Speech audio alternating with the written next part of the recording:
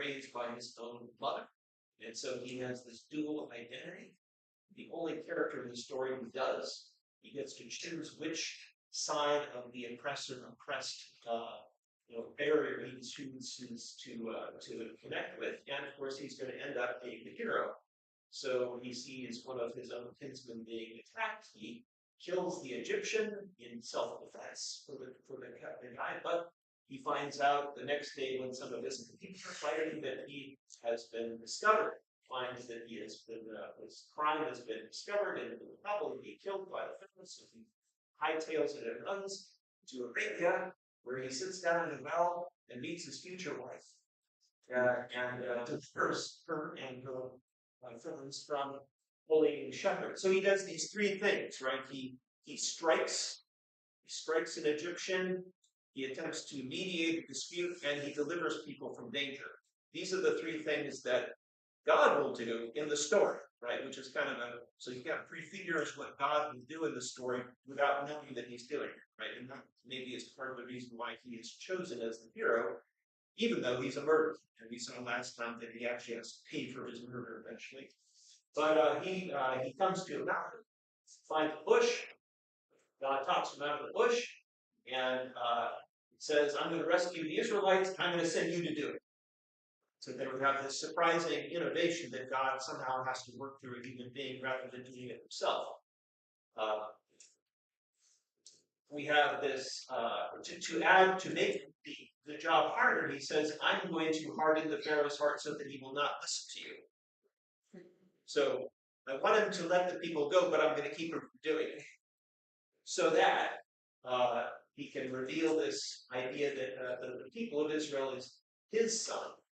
And because you didn't let my son go, because I didn't let you go, I'm going to kill your firstborn son. So this raises this really interesting and disturbing ethical question: is what is this all about? Right? Because we remember back in Genesis 18, God taught Abraham what was right and just, which means if you're going to engage in legal retribution, you don't let innocent bystanders suffer, and you actually spare the guilty for the sake of the innocent, which he doesn't. So that suggests that a phrase inconsistent, which is entirely possible, or this is about something different, right? So we have to figure out what it's about. Okay, then we heard he goes and says, let them go. Pharaoh says, I don't know who this God is. And the Pharaoh makes it harder on the people. The people blame Moses, and Moses blames God. Why are you doing these things to this people? That's where we left off, right? So it seems as though the liberation front is a non-starter at this point. Then we're going to have become the main character. So that's where we begin. We have two parts to this. The first part is called the contest with Pharaoh. It's a labor dispute that goes on and on and on. And it's very cyclical. Right? You get these plagues, each of which gets a little more severe as you get on. But the purpose of the repetition is that it's a window to the psychology of power and the abuse of power. And why does he keep resisting? Actually, for most of the time, he resists himself, right? It's only later on sort of say, no, you can't back out. So it's about this character, the Pharaoh, who, as we also mentioned last time, he's kind of like the character of Cain, right? Cain in the book of Genesis was the first murderer.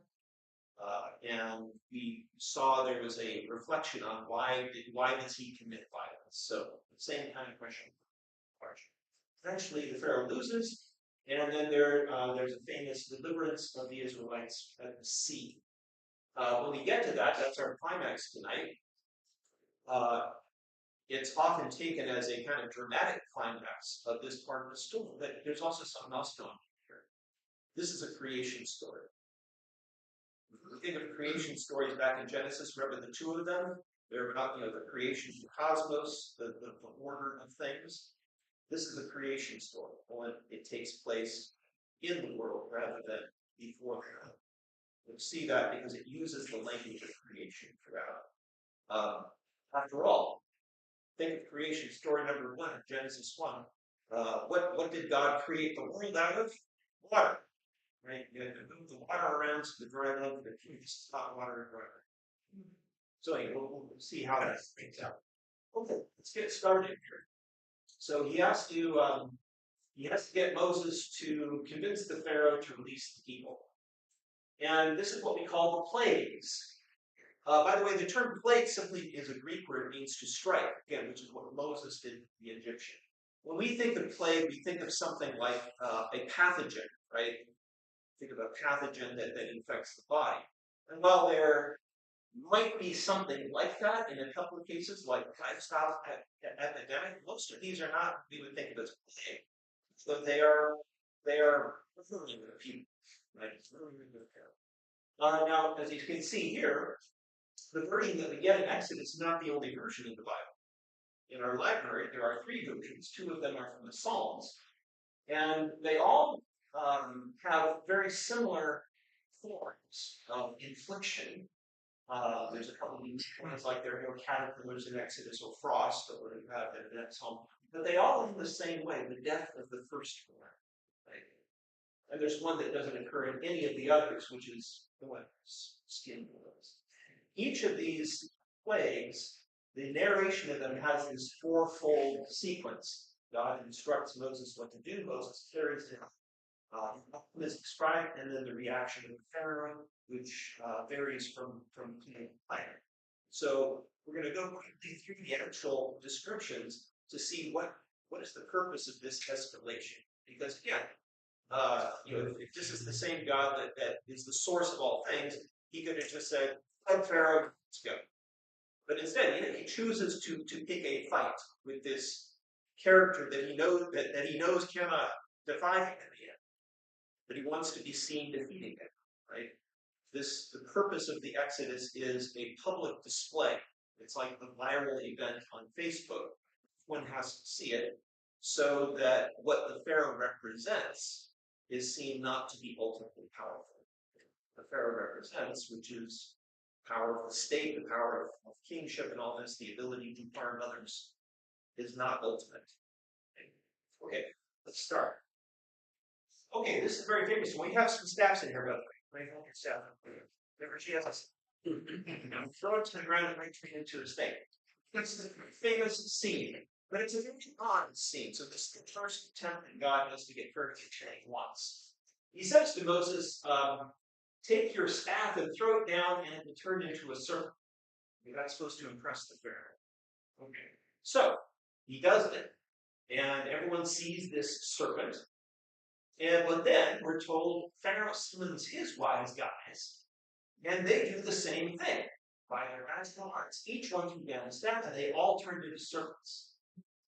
Okay, so why pick an ineffectual, a not convincing sign of power to start out this whole thing? Why not start out with the most lethal? Yeah, contest. It's a contest. But think of it more like, I'd like to think of it more like a boxing match where you kind of draw the opponent in by feinting, right? So he wants to make the Pharaoh think that he's actually in control. And we're like a fisherman, right? He's pulling the marlin in, but he's giving him some leeway to give him the illusion that he has freedom. To help this out, he has Aaron's staff swallow the other bits.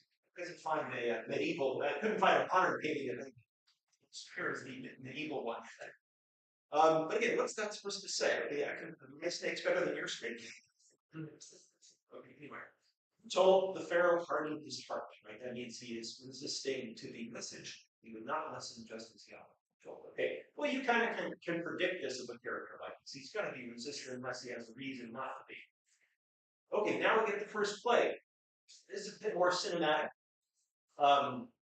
God says to Moses, "Okay, I want you to turn the water of the Nile into blood." Okay, well, that would be pretty consequential, right? Because the Nile is the source of irrigation and most of the sustainability of Egypt. So if you are able to muddy the Nile with blood, that's not good, right? So he gives instructions on how to do this, and then we have a report that they did this. They prepared again to get down on his hands and knees there to actually make the staff reach the water, but he did. Okay, so that's supposed to be impressive, but there's plenty of inconvenience there for the Egyptians. But then we're told that the Egyptian wise guys did the same thing. So again, an ineffectual spread. He's dodging. He's trying to get the Pharaoh to think that he's in. Okay, unfortunately, the Egyptians had to dig for water. Right? So they experienced this inconvenience. And that might be one way of reading this series because they kind of get worse and worse as they go. Okay, next play, frogs. Who would have think thought of it? So after the Nile has sort of, the blood has gone away, but they actually found some interesting photos of rivers in Siberia that are red. They don't know why. Anyway, okay. So instructions. Go tell the Pharaoh to let people go. I'm going to put frogs everywhere. Okay. Well, again, not something lethal. The frogs occur everywhere, but here they are. Okay, so there's an army of frogs everywhere, everywhere that you want to drive any chariots around and might get frogs on the wheels. And but again, Egyptian folks can do the same thing. Now it's kind of ironic though, because if it's not good to have a bloody river, and it's not good to have frogs stepping on frogs all the time, by replicating the event, the Egyptians or magicians are actually making it hard. We will overrun the country twice now. Bit paradoxical there. Okay, finally, the Pharaoh asks, please take the frogs away. You can go with your people and make your sacrifice to your God. Okay. So Moses says, okay, we'll get rid of the frogs whenever you're going to tomorrow. Okay, it's done. So he gets rid of the frogs. He asks God to get rid of the frogs. God gets rid of the frogs, and then the frogs are stinking everywhere. So beyond inconvenience. And then when there was a respite, Pharaoh becomes obstinate and would not listen. What did this tell us about the nature of power? So he just said he would do something because he was inconvenienced by the frogs, but never decided not to do something. What does that tell us about the problem of power? Not trustworthy. Trustworthy, right? The least resistance. Only when he's being forced to do something, he's gonna say, let's get rid of it. He's not here. We need another play. Nuts. Okay, put gnats on the earth and they'll go everywhere. Okay, here's an actual photo of gnats swarming. So we're told the gnats swarm upon human being and beast alike. The dust of the earth turns into gnats throughout the land. Again, not lethal, but pretty annoying. Very annoying. At this point, we're told the magicians tried the same trick, but it didn't work. Okay, so now the team Pharaoh is starting to falter, right? They can't actually replicate these things. They say this is the finger of God. Okay, so he realizes this is the real deal, not just a trick. And he hardens his heart. Okay, next one. Flies. Gnats to flies. What does he say here? He repeats the demand to let people go, but will make flies swarm everywhere. But there's a new element entered in here. He says, I will make an exception for the land of Goshen. Goshen is part of the Nile Delta where the Israelites are residing. He says, I'll make an exception for this where my people are. Notice this is possessive, right? He says, these are my people, just like he said, they're my son. No swarms of flies will be there, so that you, the Pharaoh, may know that I, Yahweh, am in the midst of the land. I'm making a distinction between my people and your people. So when we start to think about what's the overarching morality, if there is one, to the ultimate end of this conflict, it has to do about whose people is whose. Right? So the problem is that Pharaoh is claiming paternity, claiming lordship over the wrong people.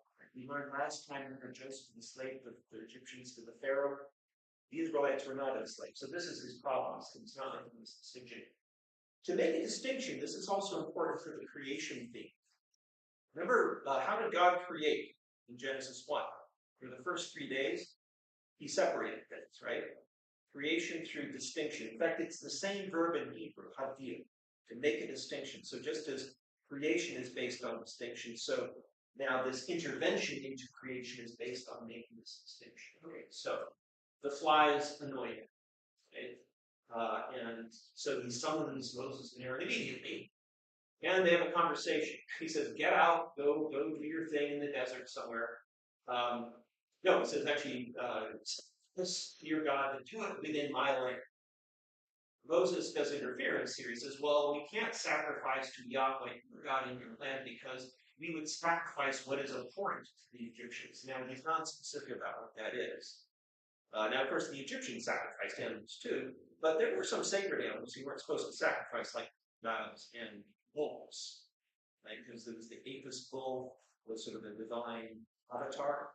Maybe that's what he means here. Or maybe he's just making this up to get the Pharaoh upset. So he says, we can't do this. And he says, okay, I'll let you go in the wilderness, provided don't go too far.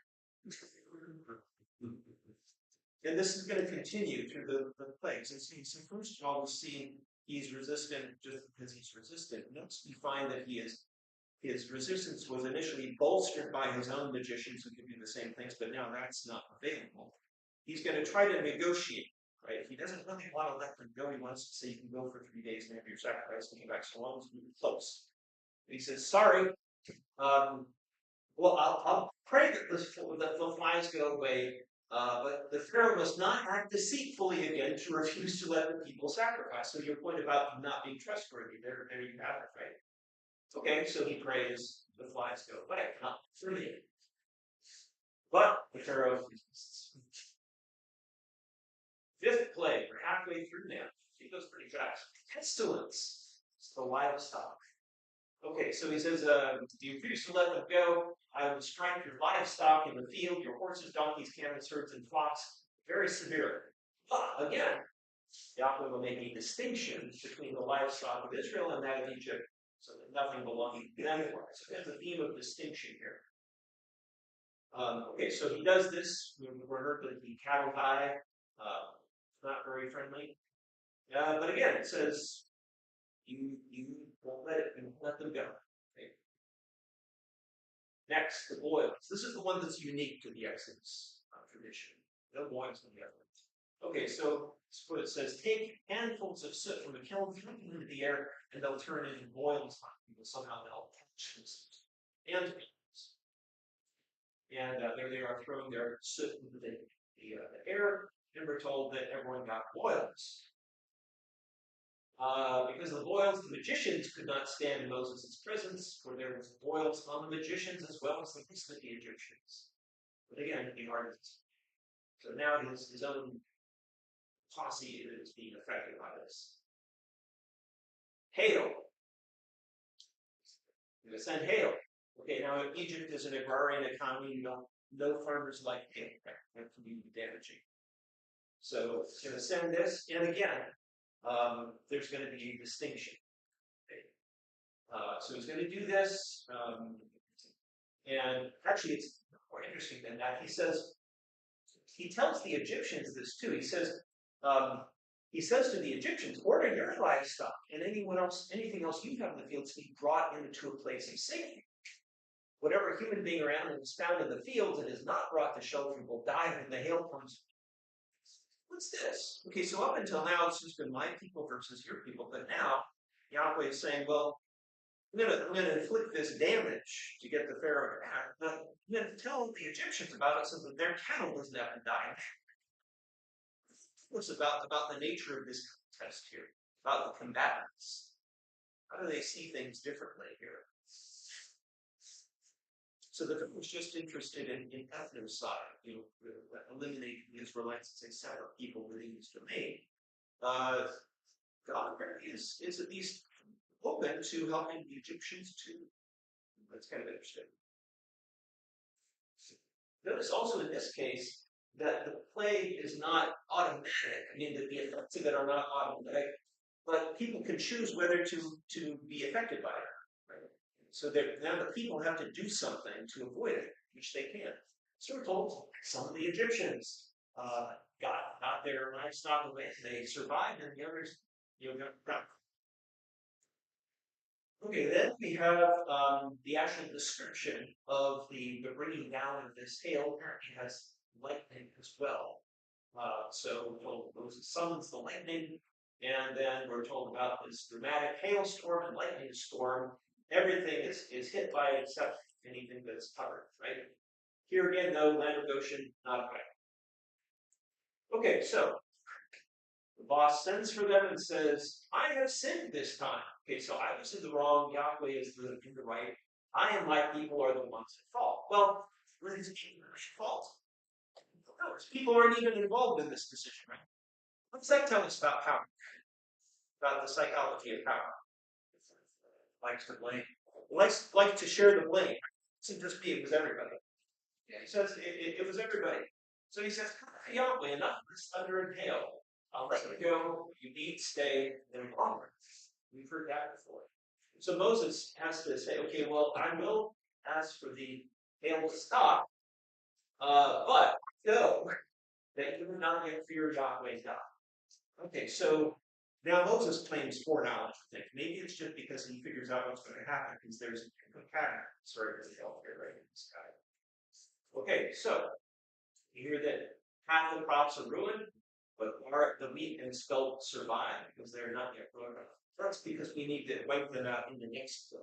We need to have something left over to be wiped out.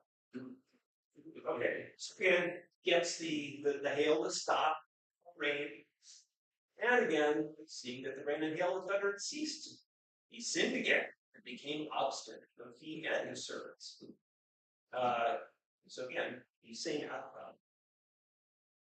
Eighth plague, the locusts. So I'm going to send locusts on the land.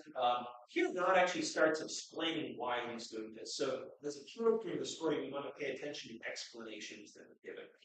He says, I have made him obstinate, so that, in order that I, God, can perform these signs of mine among them, and so that you, Moses, and your people may recount to your son and grandsons the lie God made of the Egyptians, so that you may know that, it's kind of a circuitous route, isn't it?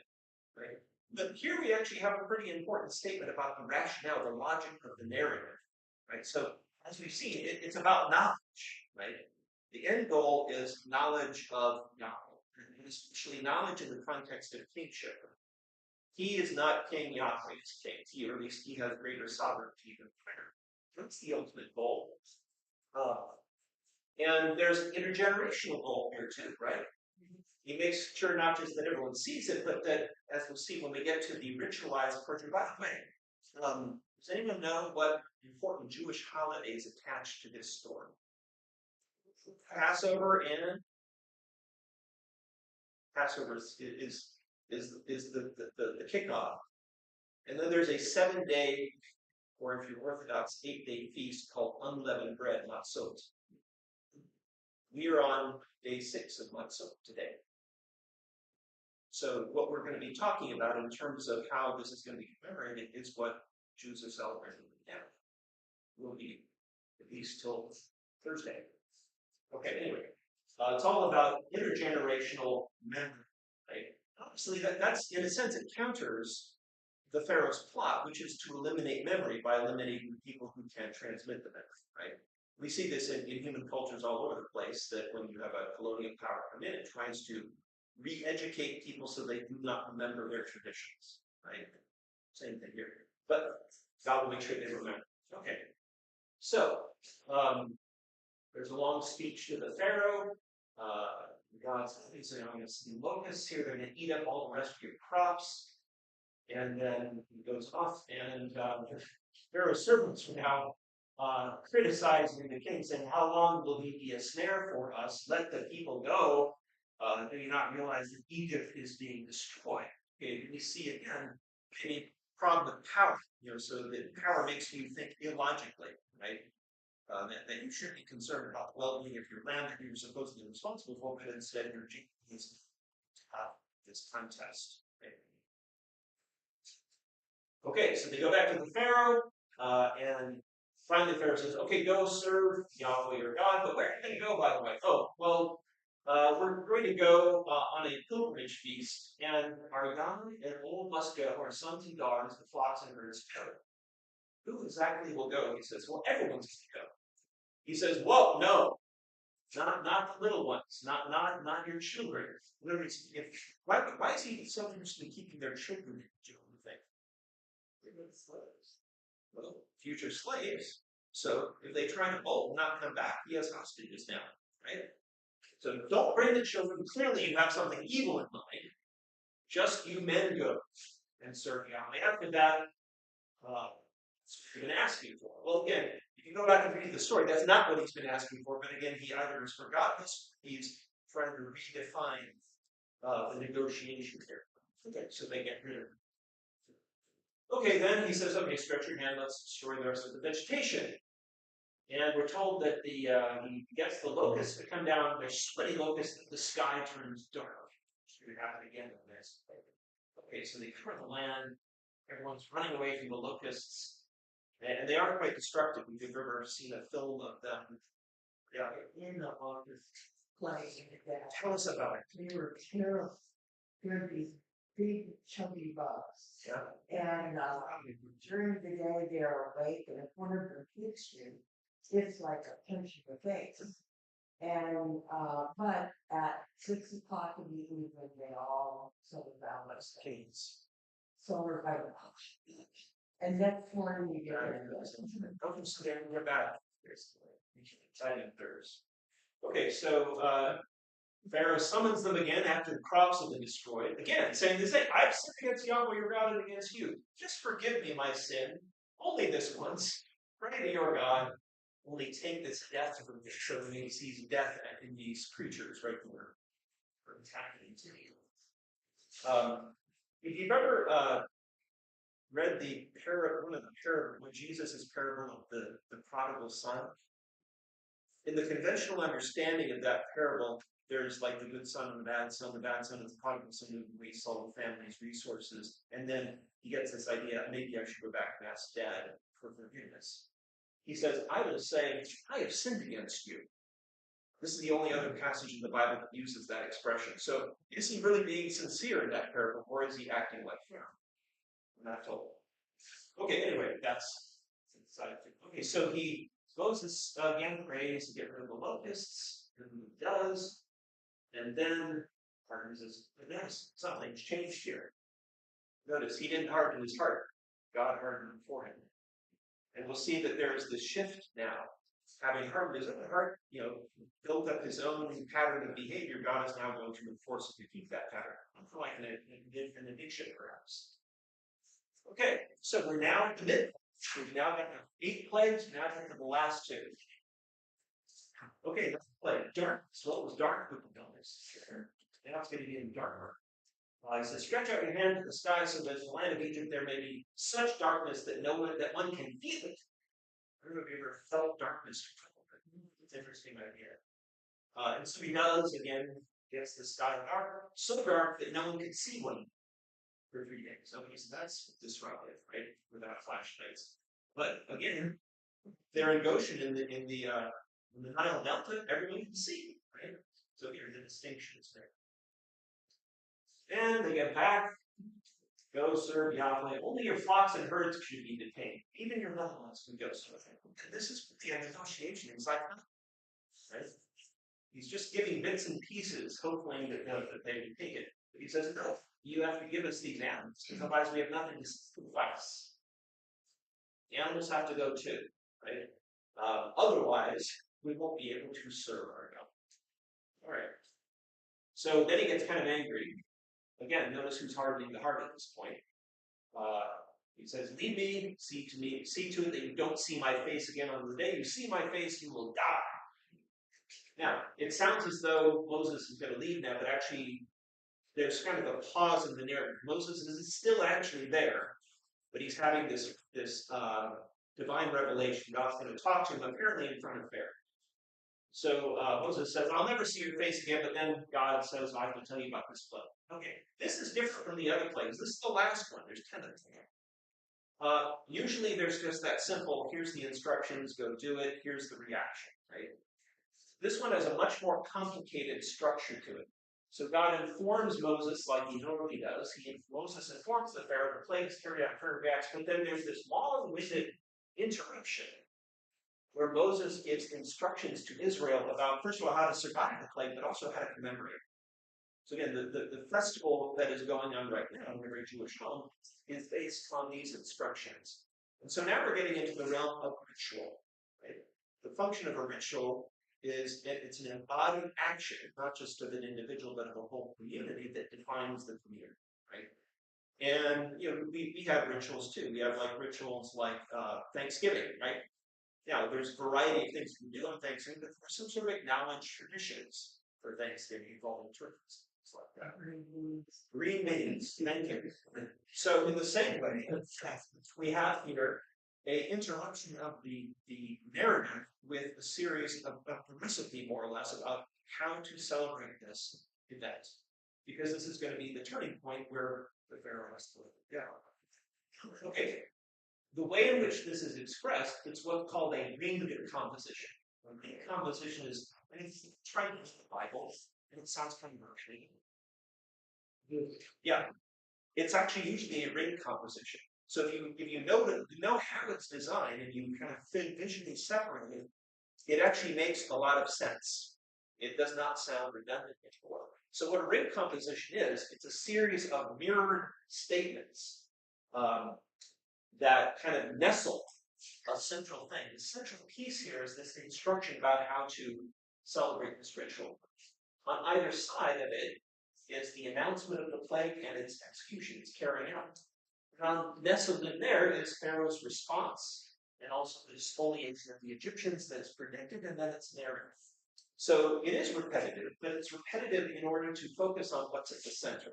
Right? This is not unique to the Bible, it's unique to most human literature. The Greeks were really good at it. Greek poetry is all into this kind of green composition. But we're going to use this to help kind of manage the density of what's here. Okay, so here's the first part. Here's where we are. God gives Moses instruction. One more plague, and I'll bring Pharaoh in Egypt. That he will let you depart. In fact, when he lets go, people that track to Exodus 3, where Moses met God. He said, this is what's going to happen. So notice this is what we call an inclusio, where you have something that's foreshadowed and now it is repeated so that you know it's actually going to come about. Okay, and the same thing happens with not just about the Pharaoh, but the people. So way back in Exodus 3, God says, make the Egyptians well disposed towards your people so that when you go, you will not go empty-handed. There will be reparations because they've been subjected to unfree labor. Right? So something is owed them. And then you have the same thing here. It says, now it's going to happen. Okay, so we know we're coming to a climax. Okay, so that was what we just told you. Here we are. The announcement of the plague.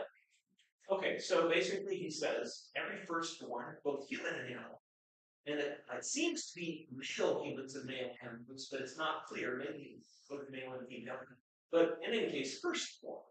All the firstborn in Egypt will die, except among the Israelites. Again, this notion of distinction. He distinguishes between Egypt and Israel. Okay, so what is the significance of the firstborn? We saw the significance of this in the book of Genesis. Remember, that was one of the main sort of trophies that the various generations of the family struggled to get. I don't speak firstborn. I don't have this stuff. It's about privilege, in a sense, at the level of the family. The firstborn is the one who carries the family on forward, right? So we also saw that before this contest began, God said to Moses, tell the Pharaoh, Israel is my firstborn. So he claims paternity over Israel. And since you didn't let it go, I'm going to kill your firstborn. That maybe seems like it almost equates slavery with death, too. Could that be a male or a female firstborn? It doesn't specify, I don't think. Firstborn of the Pharaoh, firstborn of the slave, firstborn of the animals. Here, there will be some instructions later that might suggest that it's males, but we're not sure. In any case, it's not a random thing. It's not like, I want to do the most devastating thing I can do. It's part of the whole theme that we've been seeing throughout the Bible so far. Okay, anyway.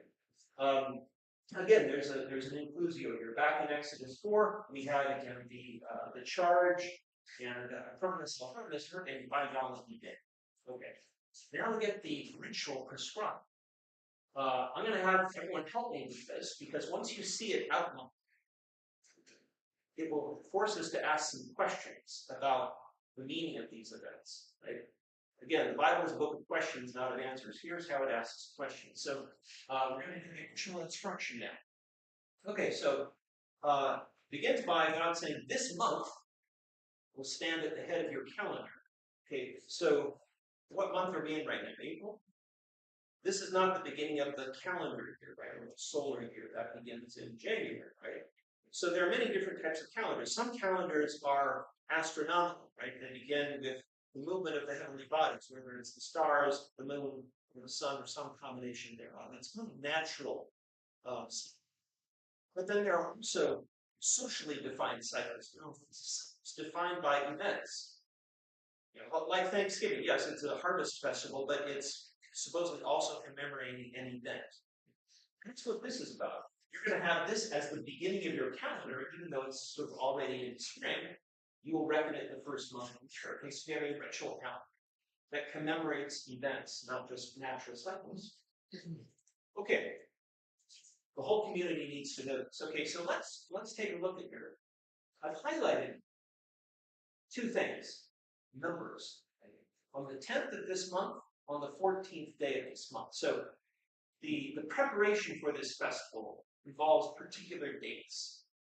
On the 10th, every family has to procure for itself a young, here the English translation says lamb, but unfortunately that's not effective because we'll learn that this lamb can be either taken from the sheep or the goats. Now, in other language, we use lamb to refer to a sheep, a young sheep, right?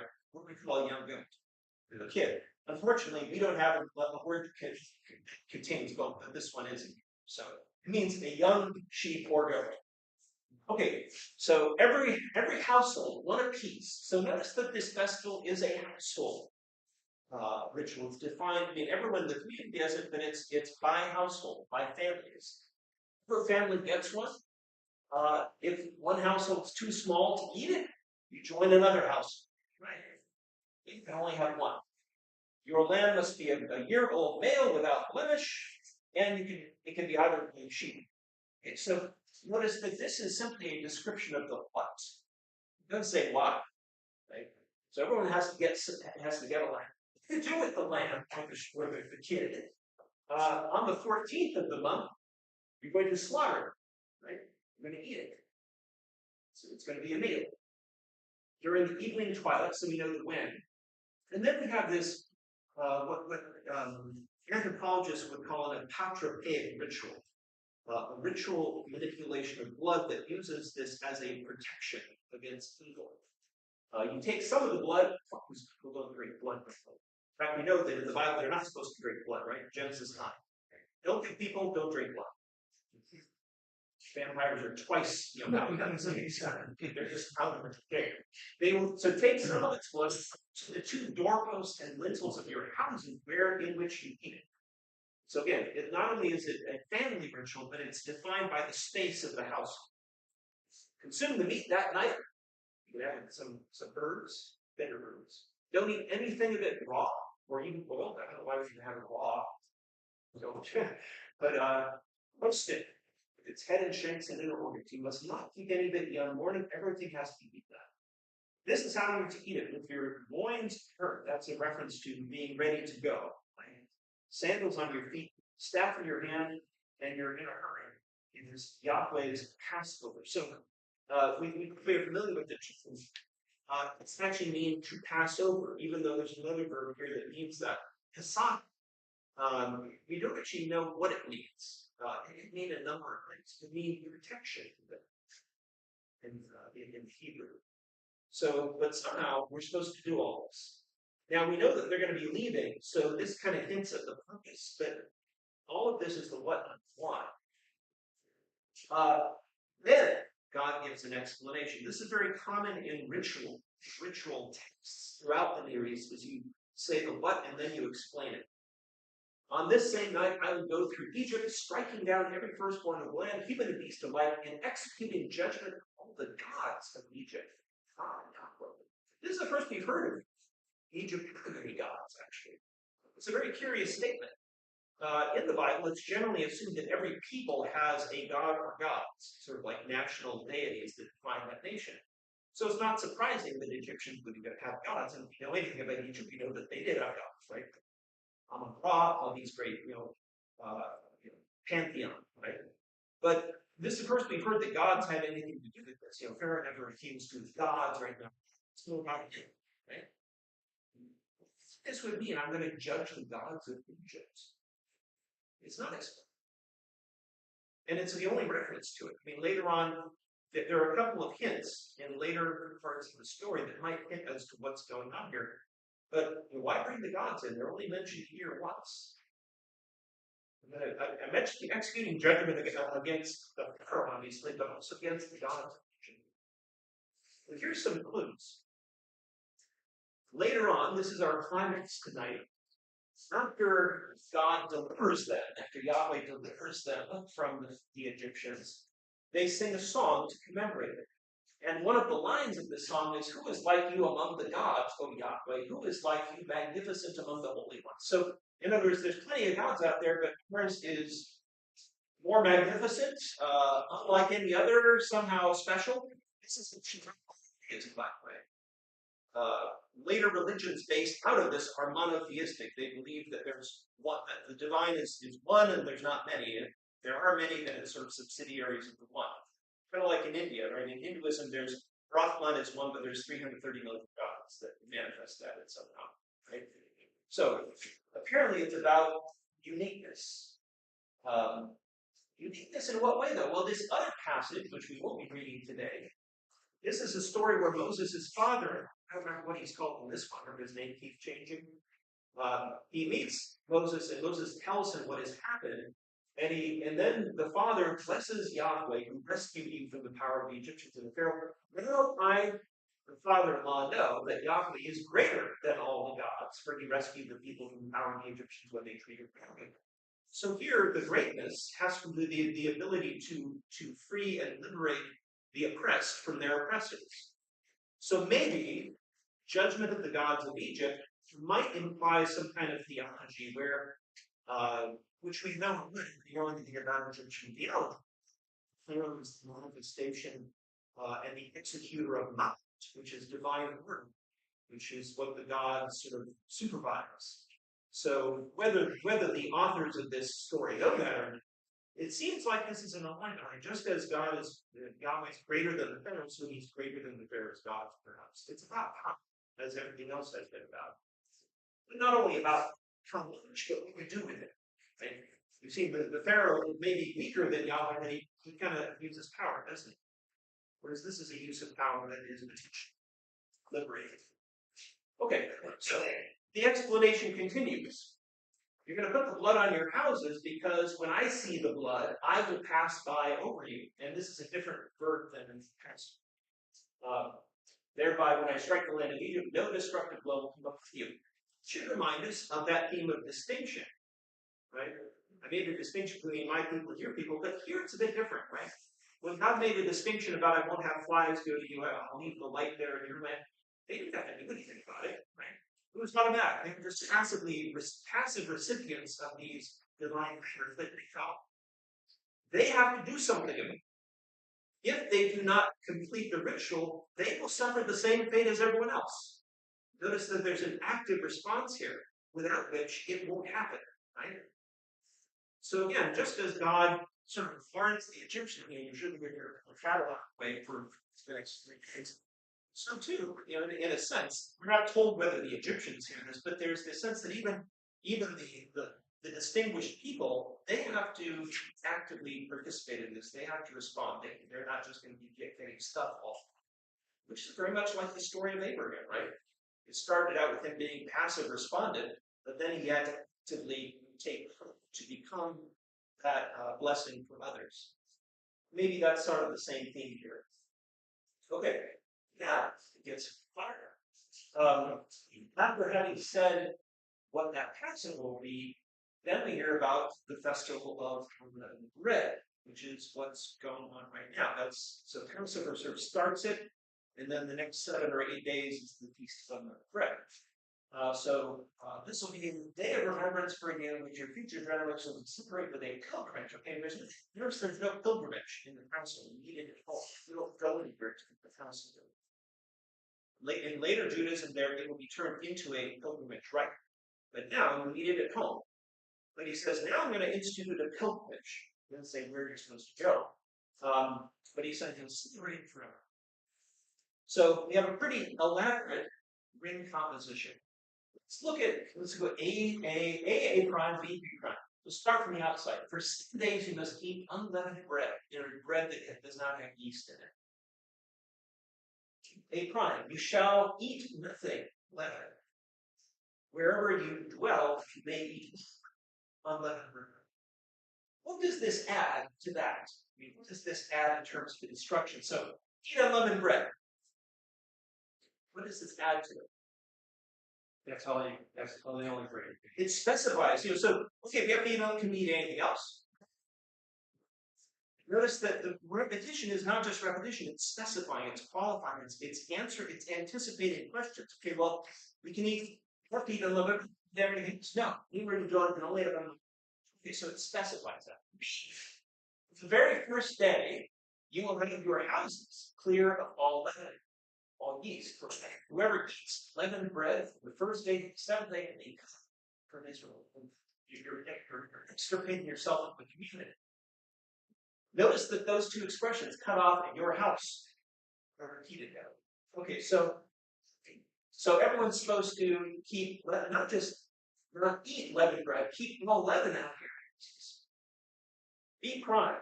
For 7 days, no leaven should be found in your houses. Okay, so far so good. For a resident alien or a native who eats leavened food will be cut off immediately. What did this add to that statement?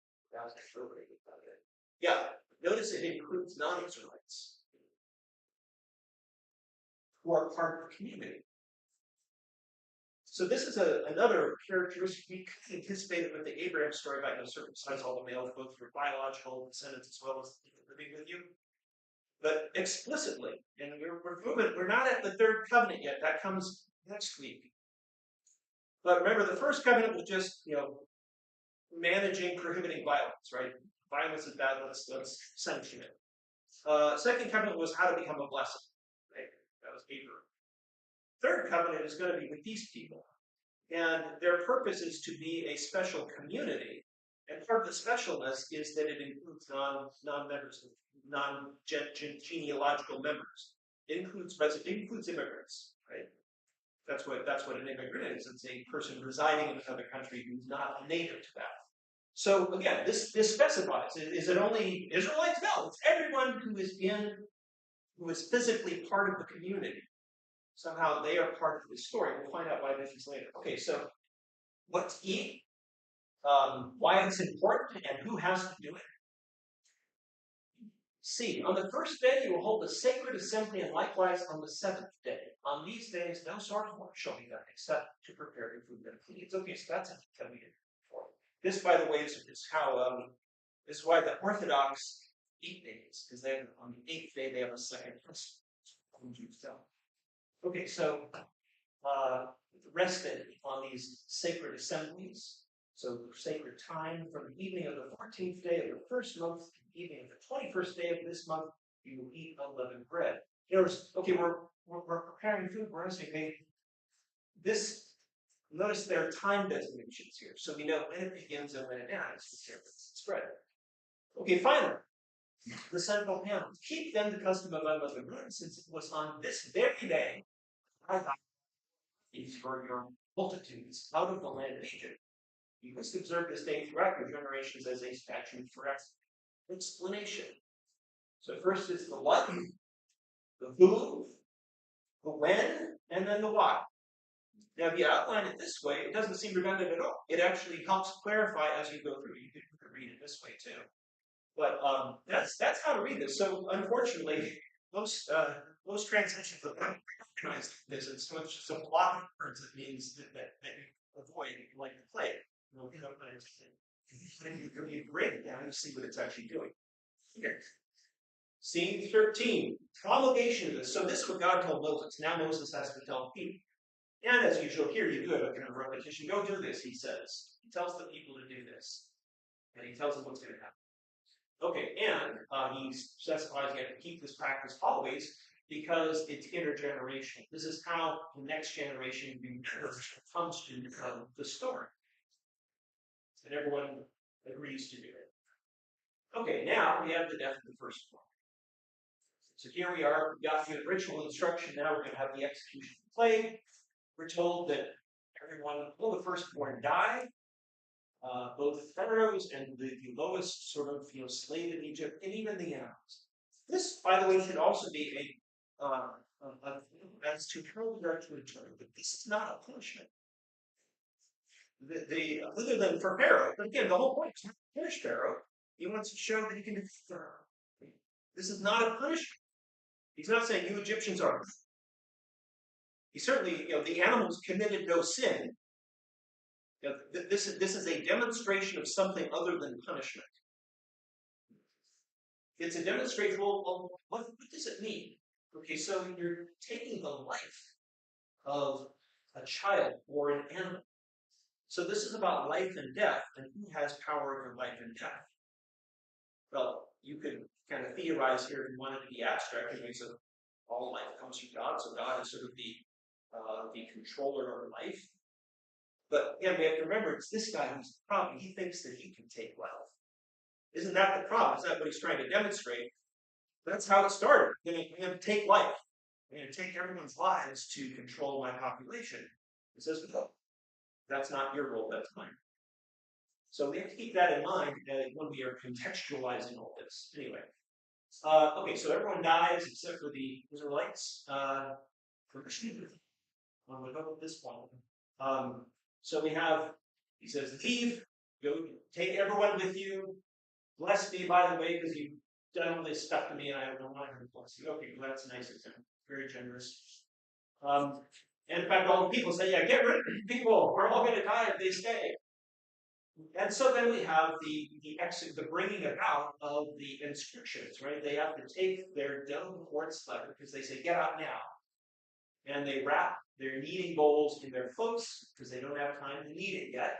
And then they go for it. So the detail of the ritual is referring back to the circumstances of the story. The story explains the ritual, the ritual explains the story.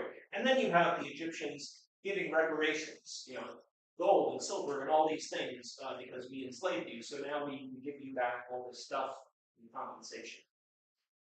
They depart finally.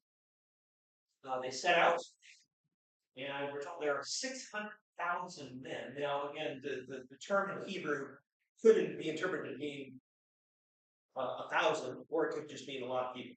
But anyway, it doesn't matter. This is a fictional number. Don't trust any numbers that you see in any kind of ancient source. It's meaning there's a lot, right?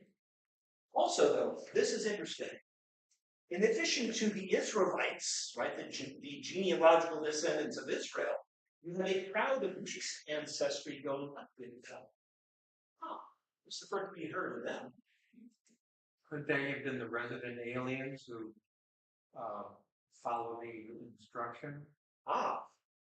That would explain why that specification is in the instructions. If there are any resident aliens in the room, they can do this too. So you have in the story, the reason why the resident aliens have to do this too is because they were part of this. They experienced the same thing, and so they have to commemorate it as well.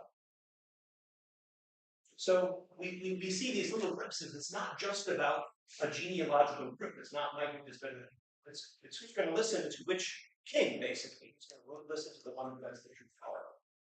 Okay, we're told that they make these unleavened. Well, this is what they look like, matzah. Because they didn't have time for anything else. Then we have this repetition. By the way, they were here for 430 years. Okay, well, that actually went pretty fast for 430 years, especially since there was only like a couple generations involved, but maybe they were long-lived.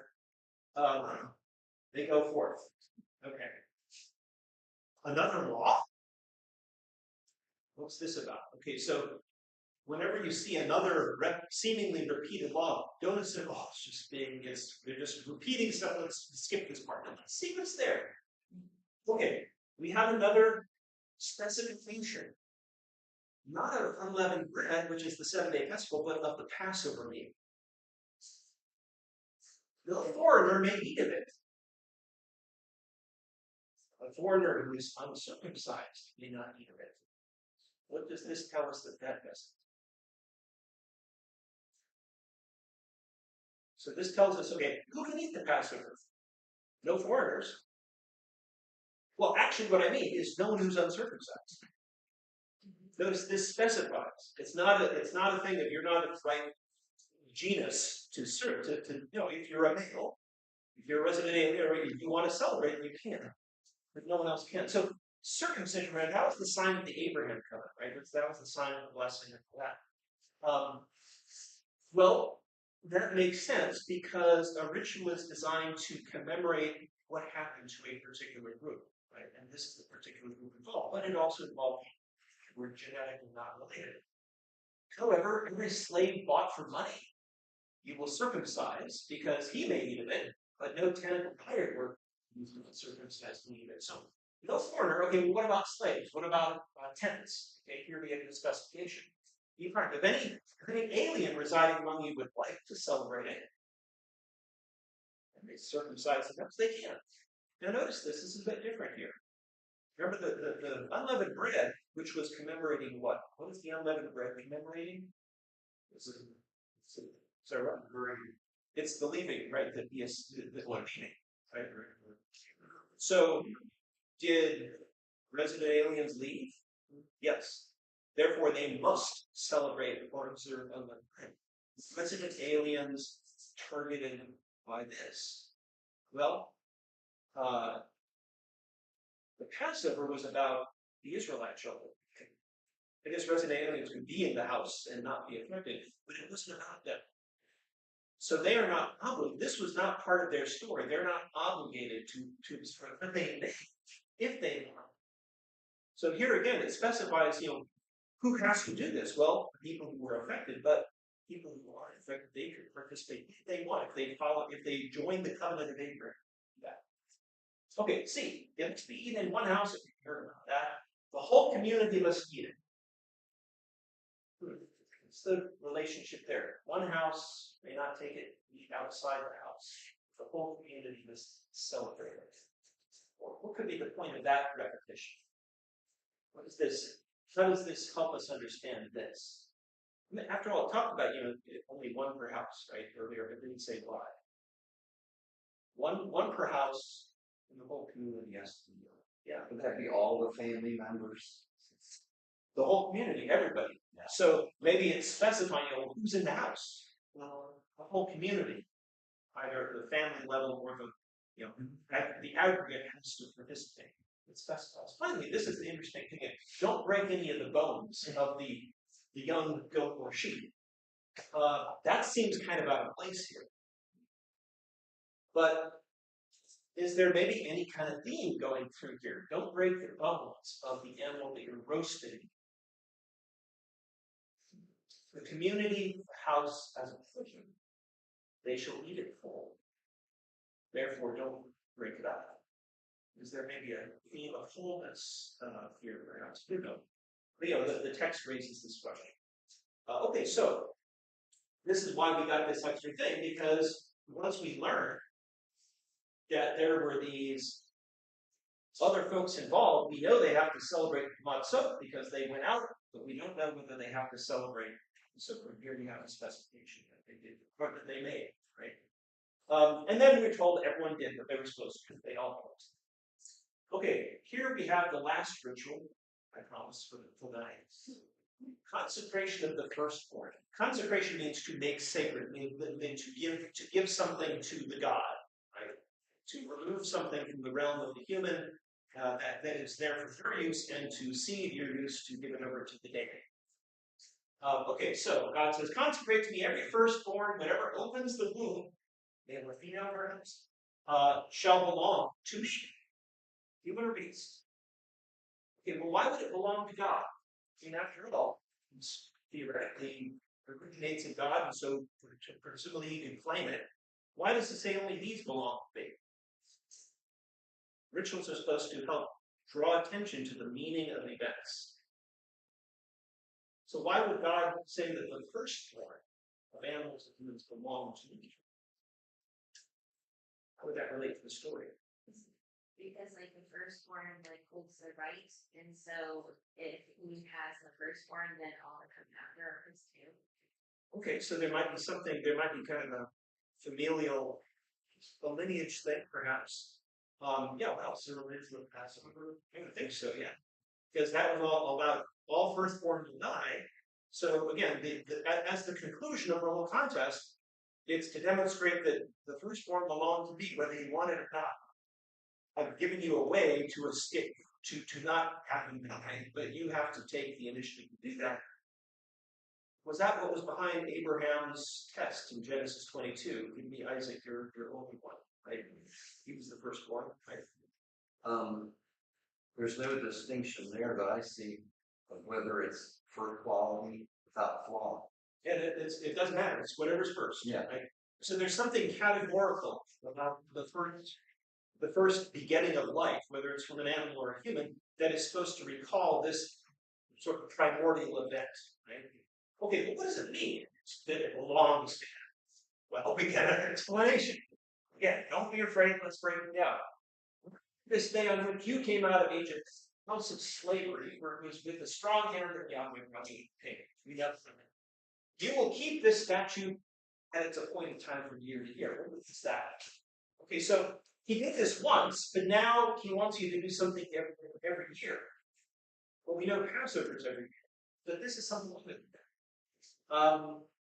Nothing made with leaven made with eaten. This is just talking about the feast of unleavened bread. Okay, we have to hear this again. This is basically a summary of what we already know. So we're going to skip this for a second, but it begs the question: why do we need to know this first? Because the Passover / Feast of Unleavened Bread is something that is celebrated annually.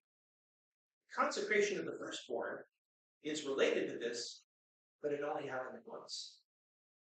So you need to put it in the framework. We're doing an annual thing, but now I'm going to tell you something that is like that is a once one and done thing. Okay, so here's the big deal.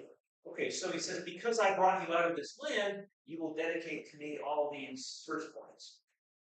What does it mean to dedicate? Well, every firstborn of a donkey, you will ransom with a sheep. If you do not ransom it, it will break its neck. Okay, so that refers to the idea that dedicating means to make an offering. You have to slaughter it, so you can burn it, and the ashes or the smoke can go up to the divine realm where God can appreciate it, right? That was the whole idea of it. So apparently dedicating means killing. But it says you can ransom it. So if you don't want to sacrifice your donkey, give me a sheep instead. I'm happy with that. As long as you're acknowledging me as the source of this life. And for the human firstborns, you must ransom. You want to see ransom an animal, but you must ransom your sons, your children. Right? Notice there's always a distinction in these instructions between what is permitted and what is mandated. Two different things. And then we have an explanation of why we do this, because God saved us from this destructive plague. This would be like a sign on your hand and a band on your forehead that I did this in the past. Okay, so notice that this is a bit different from the festival, right? The festival, everyone celebrates. It influences everyone equally, even the rest of the aliens. But if you are a firstborn child, you will be ransomed. That means your experience, the fact that you're alive, has a special significance if you're a firstborn. No matter what point in history you are, the reason you are alive is because of this event. For your ancestors, you wouldn't be alive if that hadn't happened. Therefore, you have to experience this differently from the rest of the community because of your identity as the firstborn. But again, mandatory, you must ransom, just like I ransomed them, right, in this story. Okay, That's the rituals. So they did carry with all the rituals for commemorating. Now we get to the end. We would think that it would end pretty quickly. After all, Pharaoh let them go, right? We're told, get into a little different theme here. When Pharaoh let them go, God did not lead them by the way of the Philistines' land, which is basically the seacoast. Because God said to himself, apparently, if the people see that they have to fight, they might change their minds and return to Egypt. This is the first we've heard about fighting. But the point is that the real estate promised to them, someone else owns it, right? So if you want it, you have to, unless they're willing to sell it to you, there's got to be a war. Right? But again, this is one of those rare instances where we get God talking to himself and we hear what he's thinking. I've done my part. I've delivered them from Egypt, but I have to be careful about how I bring them here because they may not want to go. And this is the beginning of a long tradition in the books that will follow about Israel not wanting to go. In other words, the grander theme is we all know that slavery is not good, whether it's addiction or oppression or something else, right? How hard is it to escape that, right? Why do people need alcoholics anonymous? Why do we need relationship counseling to avoid a toxic relationship? Because even though it's bad for us, we know it, right? It's what we're comfortable with sometimes. And it's good to undertake the hardship to get out of it. And sometimes we just want to go back to what we know. And that's basically this. Of course, it's on a grand scale, it's the same human problem. Just as Pharaoh represents the abuse of force, so here we have how people are drawn back to something that is less than good for them. So he says, I better be careful about this. We're going to reroute them. We're going to go along the way of the Red Sea. Now, this is a bit of a misnomer. So this is the Red Sea. You all know about it, right? It is called the Red Sea thanks to the Greeks. The Greeks called this the Red Sea. I don't know why they called it the Red Sea. But when the Jews translated the Bible into Greek, they called it the Erythraeum Thalassa, the Red Sea. But that is not what the Hebrew says. The Hebrew calls it the Yam Suf. What is the Yam Suf? Well, Yam means sea, but Suf means marsh. So it's not a sea. This is not what we're talking about here. It's the Red Sea. But the story is not about the Red Sea, it's about a marsh. That's the first clue that we're talking about creation language here. Especially in Egyptian creation stories, creation begins there's a flooded land, and then land appears out of the marsh. And that is the source of life and civilization and all that. So they are going to have to traverse this mythological space called the Yam Suf in order to reach their place that they're trying to get to. Okay, meanwhile, we also call that they brought Joseph's bones. Remember Joseph said, bring my bones with you when you leave? After he died, before he died, he said that. And remember that Joseph was involved in a coffin and all that, so they could bring him along too. Okay, so here they go. They're setting out from Goshen. We have a pretty good sense that these two place names can be located because it says this is near the edge of the wilderness, which is the desert between the Nile Valley and the Levant. For this, though, we really don't know where this is. And again, because it's partly mythological space. By mythological, I mean it's everywhere and nowhere. And the value of that is that if what's going to happen is everywhere and nowhere, then it can happen again. You can go through the sea again. Or if there is a future catastrophe or a future hardship you're facing, you will understand your survival as going through the sea again. And read later in the Bible, there's plenty of stories that replicate this narrative. So let's see how it goes. Okay, we're told that God has this big searchlight that follows them around to help guide them on their way. It's always helpful. And then he says, okay, we're going to go to this place. I want you to camp this place by the sea. Pharaoh will then say, this is God speaking, Pharaoh will then say, the Israelites are wandering aimlessly in the land. The wilderness has closed in on them. So I, God, will harden Pharaoh's heart. He's just letting you go. But he says, no, I'm not going to let him go. I'm going to have him fight to get you back so that I'm going to defeat him. Again, it's all staged, like a World Federation wrestling match. Because God wants glory. Glory means reputation. Right? Glory means you know that this, you know what this person is, rather than character. So that they know that I'm okay. So they can't. And then we have the Pharaoh's and his friends saying, "Why didn't we ever let them go? Let's go get them." So he sends out his army. We're going to get them back.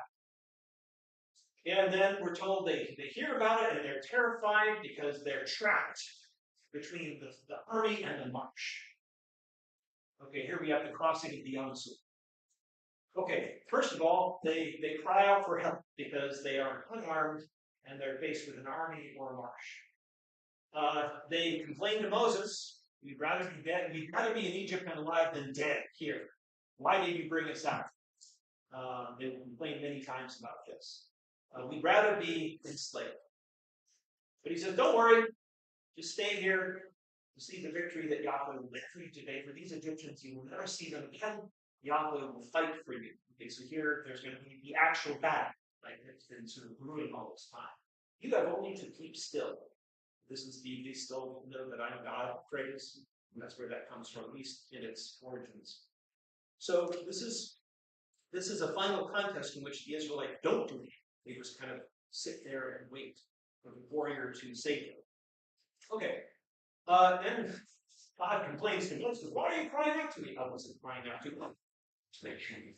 So he says, "He has split the sea in two so that it can pass on dry land." The word for dry land, Yabashah, is what we have in the Genesis creation story.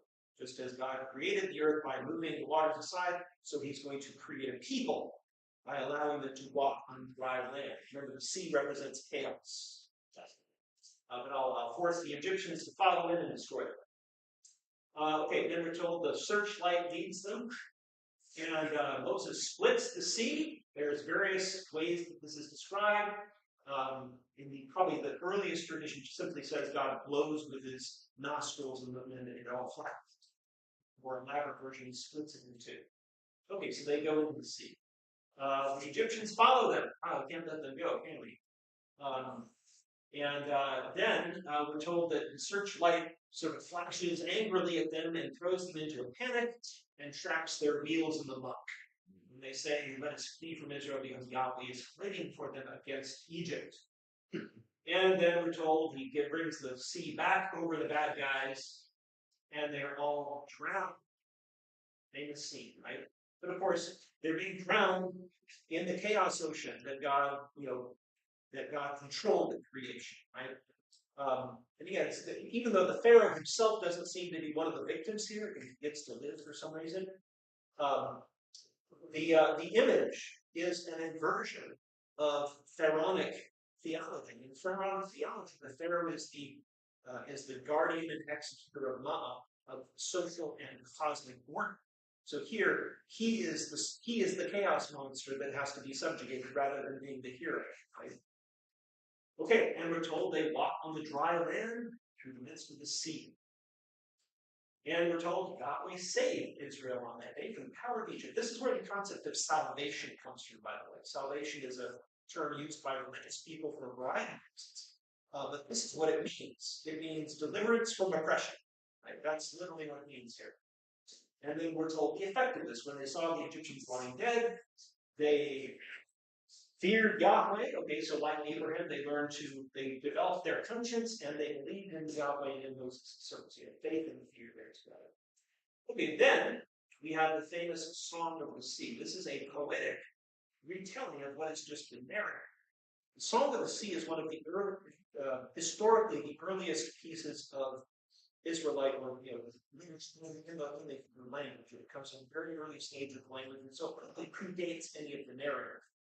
If you will, the narrative probably is a tradition that is built around the Torah. So let's see what they sing. The song will tell us the opening meaning of all these events.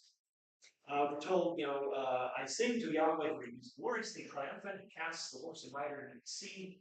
My strength and refuge is Yahweh, he has become my savior. There's the salvation theme. Yahweh is a warrior, okay? Describes the destruction of the enemy.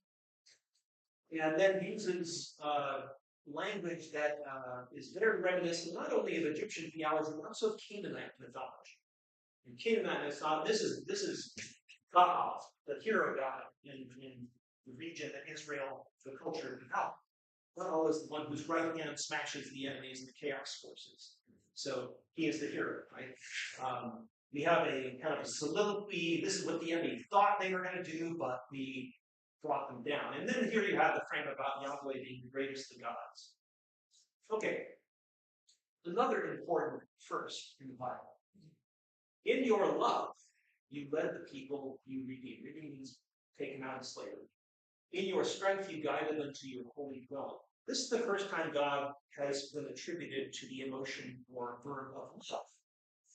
You will not find God loving anyone in Genesis, at least not explicitly. We're talking about the word here. Now, in a later book, it would say that God loved our ancestors like Abraham, but there's nothing about love. There's about fear of God, faith in God, obedience to God.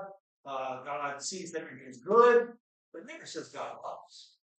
In the Bible, the language of love is not a generic everyone's great. I mean, everything is created in God's image, and that's great.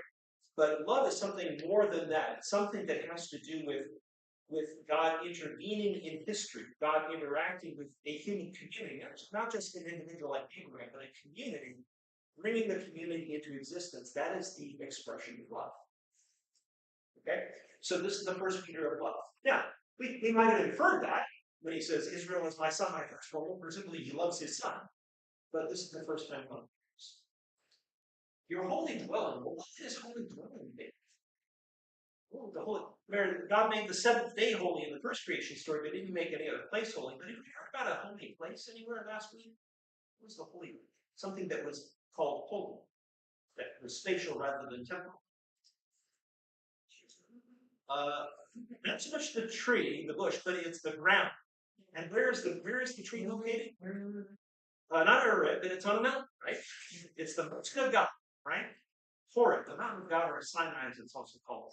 So now and remember when God calls Moses, he says, the sign that I've told you is you'll come back to this mountain, which is where he's taking them. So here we have God bringing a community that he himself has created through this creation story. This is an act of creation, as where they have created this community that goes through the waters, through this act of love. And there, he's going to bring them to a holy place. He's going to he's going to invite them into a covenant. It's going to be voluntary. If you want to go into this covenant, the sign for this covenant would be like me. Which means, among other things, rest on the seventh day, which is holy. So here's a people who goes to a holy place, learns how to observe holy time, and becomes a holy people. So people now become the object of this quality of holiness because of what happens, but also because of how they choose to respond to this salvation. That's why this is important language. It says, everyone was scared about because you've been shown what you can do in Egypt. Everyone else was scared about this. And so no one harassed us when your people passed over, when the people whom you created passed over this creation. By the way, the word create here in Hebrew is the same thing that Eve did in chapter 4 of Genesis. She got a man, and she begat a child. So here was one of those exceptional places in the Bible where God is compared to a mother. Okay? And then finally, the end of the scene. He brings them to the mountain that is your own, the place that is the base of your throne. Who sits on the throne? God, a king, right? A king sits on the throne. So notice that this is not just, I showed that I was powerful, but now I'm going to be enthroned. So that's why I'm saying, God becomes king in this story. King in history, effective in history, not just theoretically. God as creator and God as king are often similar images. But this is something that can only happen by an event in history. It's not something eternal like creation. Although, again, it's expressed in the language of creation. Your hands created this, the Yahweh reigned forever and ever. Okay, there's the kingship stuff.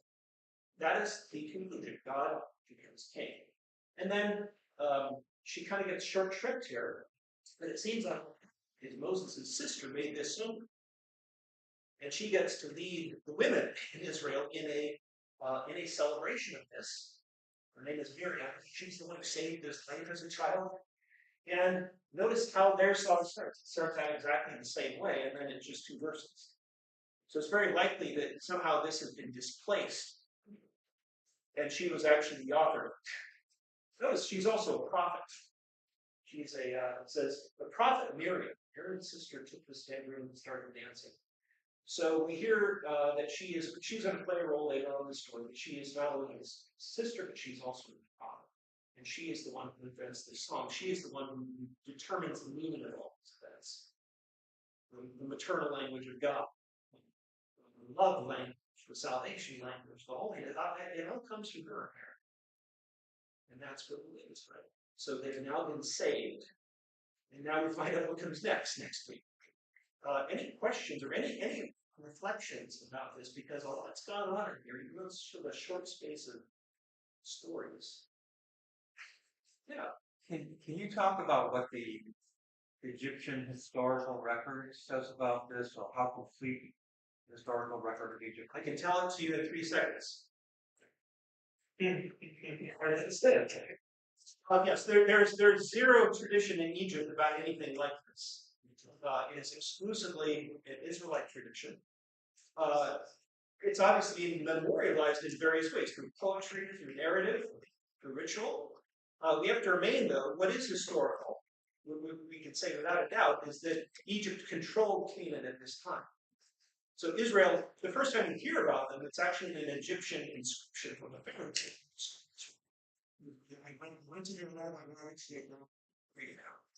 So we know that by the year 1200 BC, you want to bring a date in, by 1205 BC, that's the date of the inscription for Nephthys, there was an entity called Israel, a people in the land of Canaan, and this was a land controlled by Egypt. You will not hear that language. In fact, the Egyptians are in Egypt, not in Canaan. So it's very likely that whatever is the origin of this story, it reflects that experience of potential oppression from the Egyptian authorities in Canaan. So there definitely there's good reason to think that there is some sort of connection between the Israelite story and Egypt, because not just for what happened in the Bible, but also because names like Moses, Aaron, are sort of Egyptian names. And we know that many Canaanite sort of warlords often took Egyptian names to identify themselves with the Egyptian colonizer. But here you have a story about someone who overcomes that, right? So there undoubtedly is a connection. You just can't recover it based on what we have. Do we know which pharaoh this was? We don't. It's just the Pharaoh. He has no name. Now, the other problem is that the timeline of the Pharaoh is 200 years on. If you want to tie this in with an historical event, we know that the Israelites did not exist in the land of Canaan until about 1250 BC. The chronology of the Bible tries to put it 200 years earlier, so it's a bit off. But if they did arrive there in 1250 BC, then these would be one of the pharaohs of the new kingdom. For example, the name Ramses is one of the cities that they have to build in the story. Ramses is the name of many of the pharaohs, right? So it could have been Ramses. It's just the Bible is not interested in giving the name. Not necessarily, they could have given him a name. They could have said this is the Pharaoh Ramses or Nephthys or something, but they chose not to because Pharaoh is he's not just an individual. He represents something bigger than his just. I mean, there's a lot of literature you can read on speculation about how we relate this to Egyptian history or not. But first, we need to know the stories, right?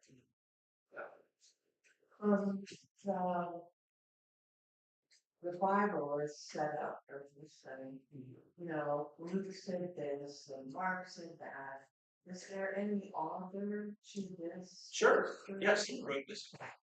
So here's an analysis. How many Gospels are there in the New Testament? 4, right? Yeah. So in the New Testament, there are 4 narratives of the same events, right? They're a little different. They're all, but the church chose to leave them as separate narratives.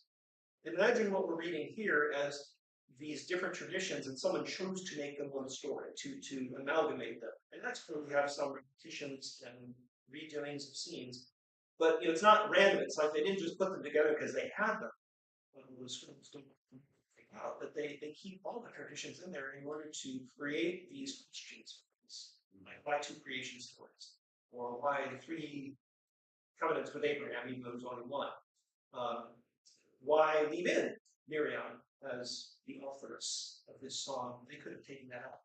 They left it in. So that's what I'm saying. The first Prophets is a composite document with at least four sources. These four separate strands of tradition that have been creatively woven together to create the narrative we get. And sometimes we can reconstruct the individual sources, but really, we first have to know what the soup looks like before we ask where the ingredients might have come from. But that can be instructive, So you can follow some of these traditions because it has distinctive language that's not used in other stories.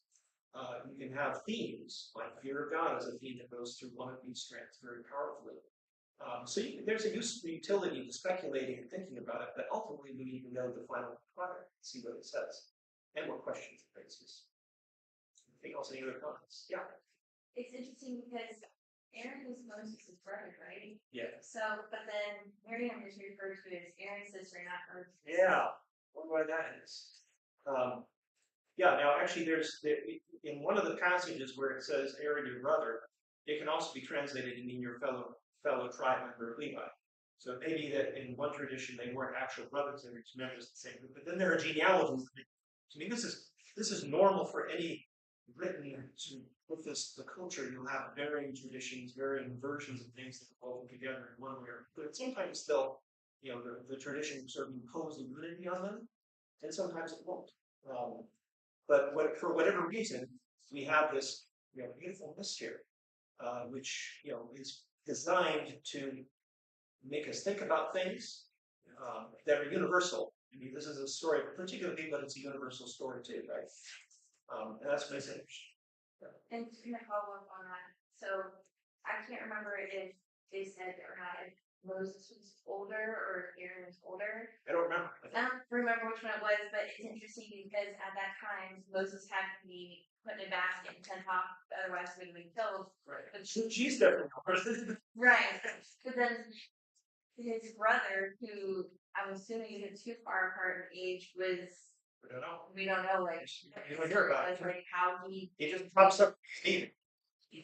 Yeah, he's an interesting character too. We'll hear much more about. Sorry, you had Kathy.